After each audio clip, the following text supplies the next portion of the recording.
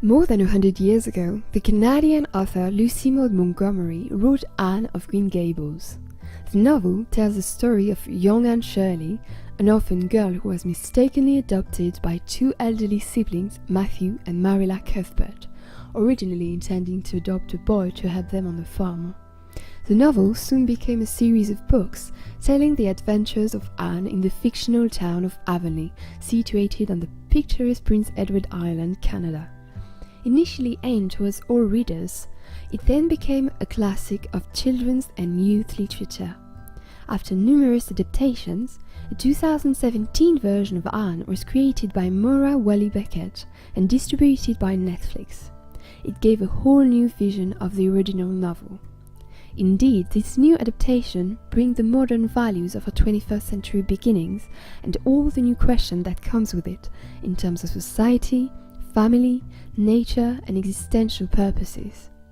Anne, when she arrives in Avonlea, has had a difficult past. She feels different and marginalized, and therefore is able to think out of the box. She sees the world differently from her 19th century contemporaries, with a modern eye. Through many efforts, she eventually manages to transfer some of these humanist and ecologist values, which are her own, to the people of Avonlea.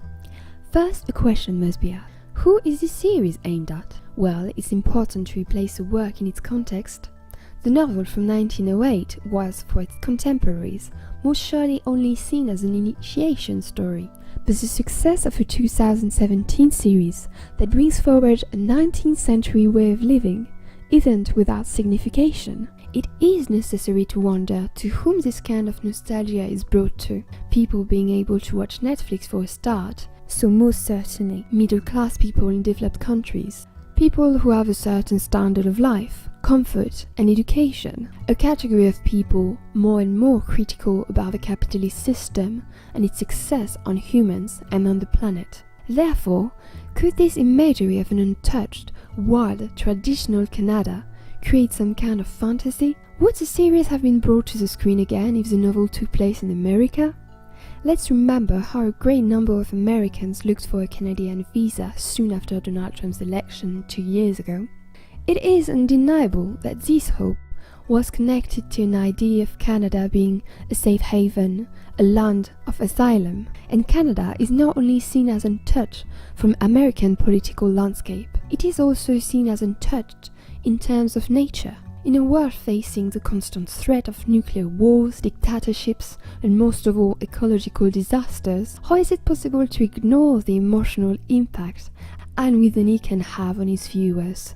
In that matter, a semiological reading of the series could identify Anne as her own modern self on the edge of desperation, being given a second chance to go back in time and make the world a better place. Without actually being able to go back in time, one can contemplate the imminent collapse of the world as we know it and find itself considering creating a new, sustainable way of life respecting nature and human beings. The world of tomorrow.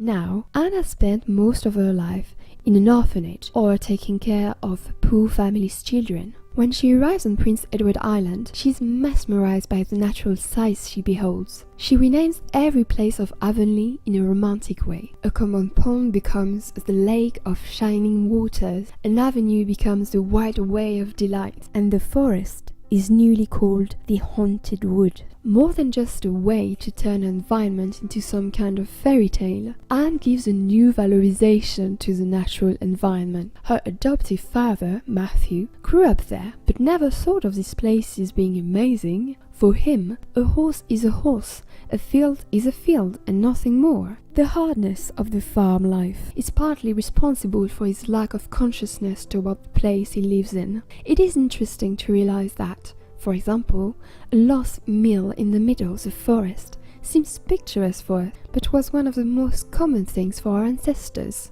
Once more, Anne stands as one of us, watching from a distant point of view the pristine Canadian countryside, exhilarated by its magnificent views. She also stands as a protector to wildlife. When most people of the time would find nothing bad in killing foxes to protect their hens, Anne refuses their methods and prefers protecting the henhouse better than having to kill animals.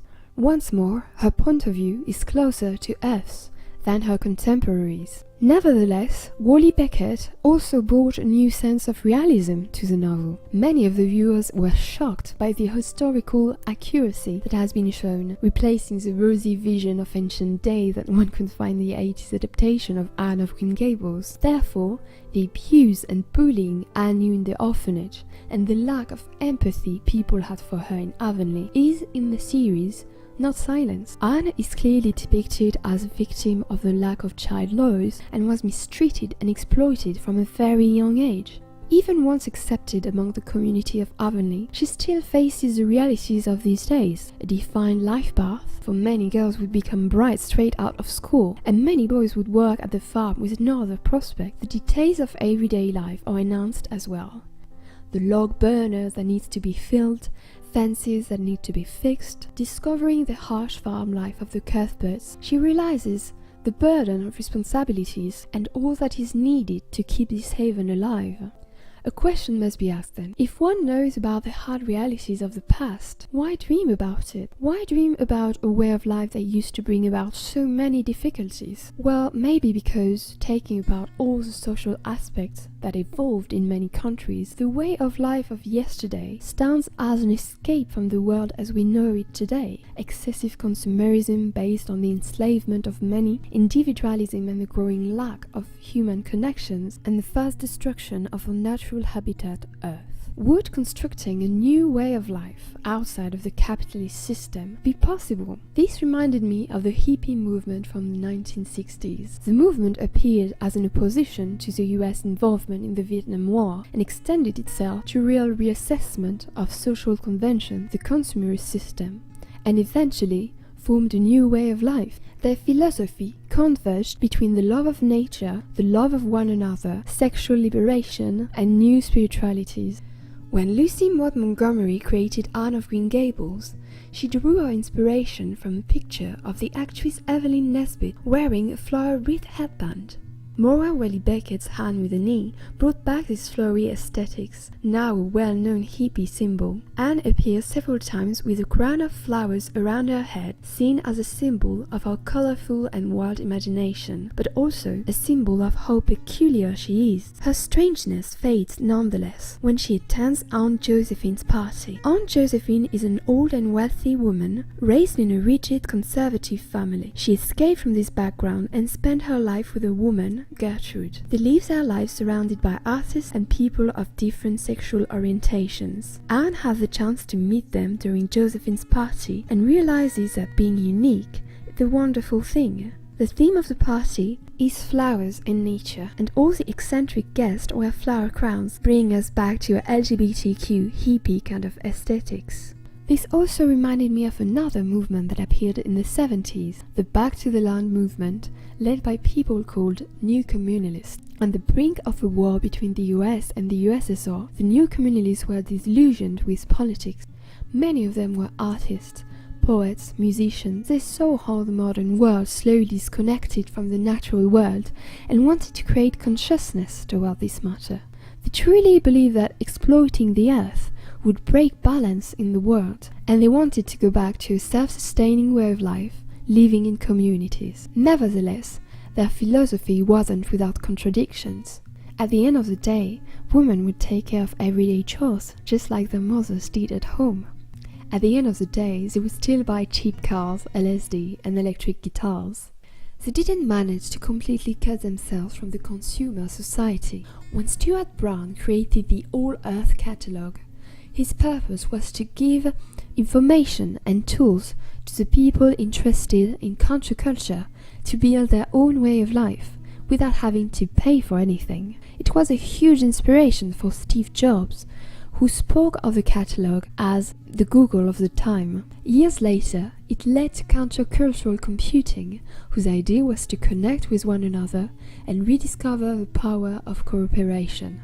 All this wonderful inspiration did change the world in a good way, but 40 years later, Google, which was born from this counterculture, has become some kind of Orwellian big brother, and people have never been less disconnected from nature. Having all this information in mind, what kind of new ideal would Anne Witheny actually bring? Well, Wally Beckett created new storylines to give a modern reading of the books. She explained, "I wanted to tell the story in a different way, in a way important to a new generation. I read between the lines. To mine wasn't it there, but has been there all along. Themes of identity, gender boundary issues, bullying, prejudice, being an outsider, being unaccepted, what it takes to belong, through the eyes of this accidental feminist who has no boundaries for herself." Indeed, many characters find themselves confronted with racism, homophobia, sexism, or simply pressure from society. All of them find their way out of it with art, friends, inspiration, and self-fulfillment. At the end of Series 2, all the children of Avonlea gather to save their female school teacher from being fired. Her biggest crime was to be more modern and open-minded than most women in these days. The students gather and show the assembly what the teacher taught them, how to create electricity. The light is here not only a technical innovation, but also a symbol of intellectual enlightenment.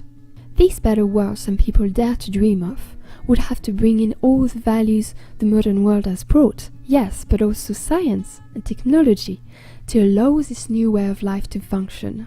The author of We Are as Gods, Back to the Land in the 1970s and the Quest for a New America, Kate Delors, who grew up among new communities, remembers the limits to their way of life. She said, "It was very surprising to me the number of Back to the Landers who really thought they could just walk away from a cash economy and were kind of shocked to realize that it's not that fun to be cold and impoverished and living under these austere conditions. There is indeed no way that, if there is a transition to a new way of life in the 21st century, it will be without the help of technology. It is indeed undeniable that all modern societies will never be able to adapt to an austere way of life without losing the values we have developed during the last 100 years. For these values were born from a huge change from the ancient world. We don't live to survive anymore. We live to live. We developed the concept of happiness, living to be happy.